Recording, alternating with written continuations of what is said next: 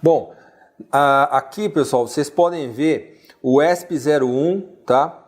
A fonte que converte 110 ou 220 em 5 volts, né? Eu tenho um regulador de tensão que está aqui embaixo da placa de 3V3 e o DHT22, que é o sensor. Aqui, ó, vocês podem observar o endereço 192.168.311, que é meu endereço IP local, /monitor.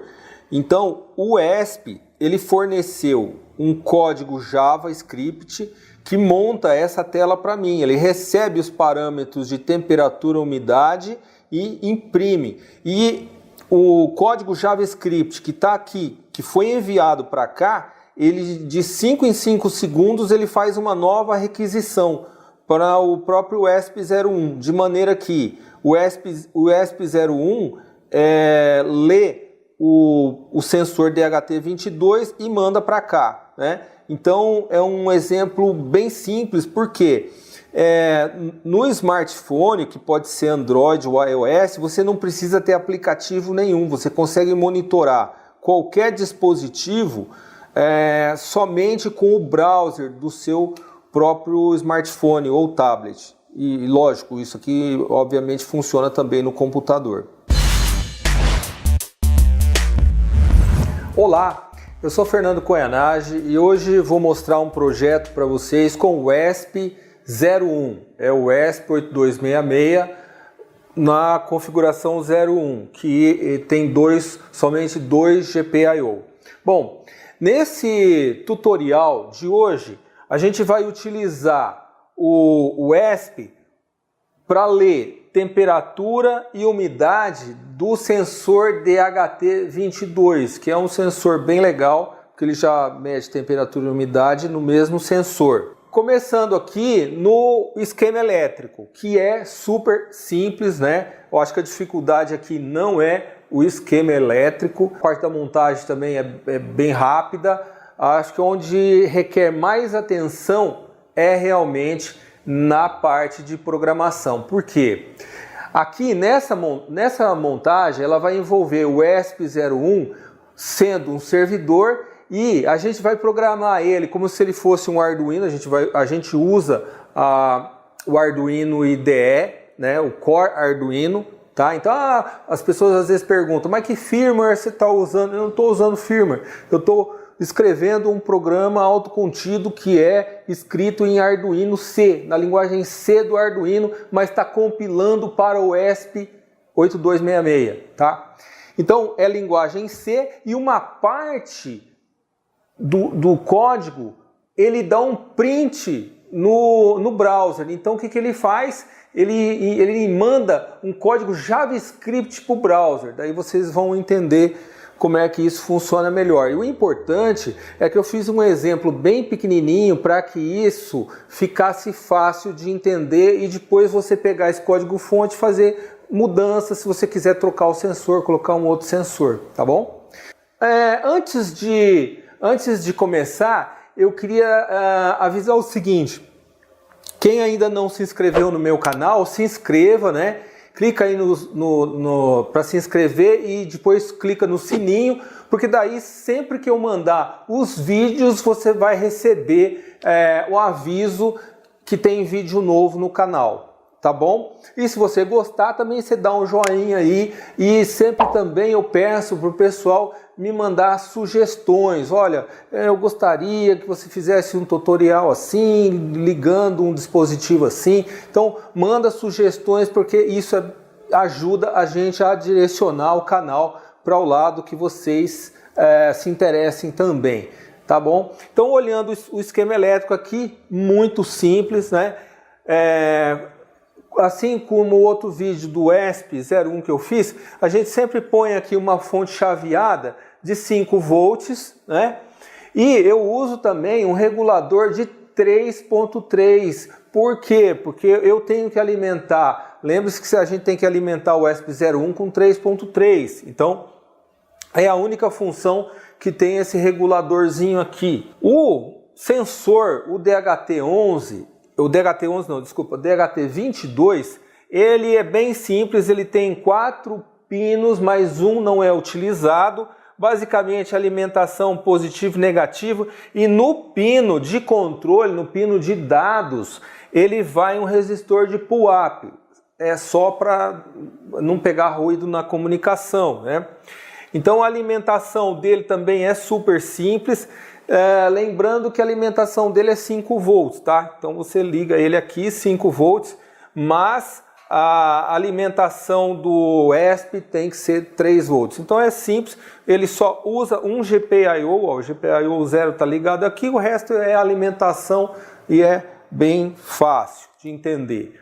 Então vamos ao código-fonte. Eu vou fazer o seguinte, lógico, eu quero que vocês entrem no meu blog, www, ó, o endereço aí embaixo, www.fernandoK.com, e lá vocês vão pegar esse PowerPoint aqui em formato de PDF. Por quê? Porque, gente, é muita coisa escrita, é muito código, às vezes não vai, você pode estar assistindo no teu celular, vai ficar pequenininho sem enxergar.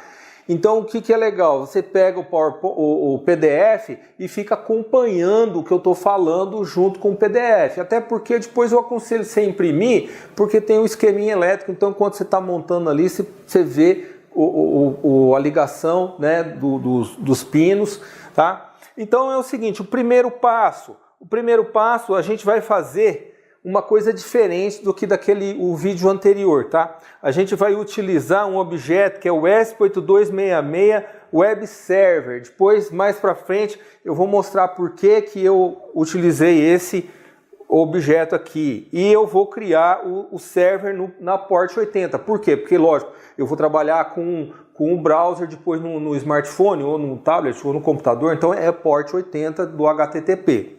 Beleza? O que faz aqui também? Eu crio um objeto DHT, tá certo? Detalhe, você tem que pôr o include dht.h, tá? E esse include aqui também, esses includes são obrigatórios, tá? Não tem muito o que fazer. Bom, aí são coisas que a gente faz aqui. Serial Begin, sempre a gente faz Serial Begin. Wi-Fi Begin, isso aqui também é padrão, igualzinho do outro, né? Nem vou falar porque você tem que colocar o SSID e a senha da tua rede, né? Eu tô dando Serial Print Line só por questão de depurar. Se vocês quiserem testar esse código no Node MCU, né, naquele ESP que tem a USB já embutido, beleza, aí também vai funcionar, tá? É a mesma coisa, não vai funcionar só no ESP01, funciona no Node MCU também. Bom, então, esse daqui, aqui a gente começa aqui o setup, né? A mesma coisa, ó, a gente pega aqui e faz Wi-Fi status. Enquanto conecta, eu fico no delay, enquanto não conectou, né? Isso aqui é a mesma coisa que a outra videoaula. Eu estou esperando esse cara conectar. Conectou, ele vem para cá e ele seta o IP. Lógico, ó, eu estou setando o meu IP da minha rede, mas vamos supor que a tua rede começa com 172, é aqui que você vai mudar. O gateway, subnet mask, mesma coisa, tá? O Serial Print Line, configurando IP fixo para 2 pontos, aí ele vai imprimir o IP, tá? Wi-Fi config, é aqui que a função realmente manda para o ESP, assim, ó, assuma esse IP aí que eu setei aqui em cima. Então, Wi-Fi.config, você passa os argumentos IP, gateway, subnet, né? Aqui, o que eu faço? Eu simplesmente estou debugando, né? Eu coloco o Serial Print Line aqui só para ele me mostrar conectado e dou um print no IP local, tá? Aqui já começa o setup, né? E aí tem umas funções diferentes aqui. Por exemplo, o que é server.on? Esse entre aspas aqui, temperatura, né? Entre aspas. O que é? Porque no celular, no smartphone, a hora que você vai ler a temperatura, você vai digitar o IP 192.168.2.8/temperatura. Esse barra temperatura é o temperatura aqui, ó. Ele está pegando essa string aqui. Aí ele sabe que é isso, aí ele fala assim, ó, quando eu receber um get, chama essa função, é um callback, essa função get temperatura, né? Essa função get temperatura que ela vai ser chamada no momento que o browser, né, o Chrome do teu smartphone ou o iOS, que seja, ele acessou essa URL temperatura com o procedimento de GET, tá? Então é simples de entender isso. Você faz, quero mudar o caminho, inventa outro nome, não tem problema, pode colocar o nome que você quiser, tá? Aí a mesma coisa a gente faz também para cá, porque o que você tá dizendo o seguinte, que toda vez que o browser lá do cliente pegar e mirar em umidade com uma função get, ele vai setar esse callback aqui para get umidade. Então o que ele vai fazer? Ele vai chamar a função get umidade. Aí depois lá dentro eu vou mostrar essa função. Tem uma terceira função, né, do server on quando o cara entra em monitor. Quando o cara entra em monitor, o que vai acontecer? Também com HTTP GET, né, ele vai chamar a função show monitor. Ou seja, então show monitor é o nome de uma função. Eu fui lá e escrevi essa função show monitor, tá? Você tem uma função que é server on not found.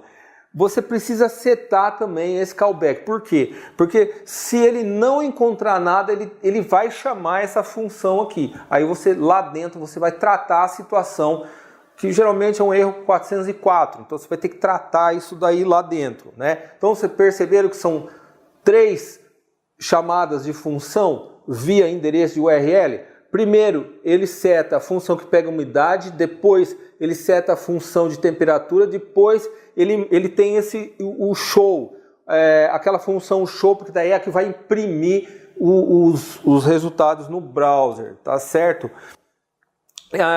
No finalzinho do setup, o que a gente faz? Um server begins, daqui igualzinho o outro. Vocês estão percebendo que isso aqui é uma programação bem de alto nível, você não está entrando em detalhe, a API, as libs já estão muito próximas do uso mesmo, assim, o que você está digitando é o nome, é o que ela faz, tá? Então assim, é bem legal porque você já está praticamente chamando a API.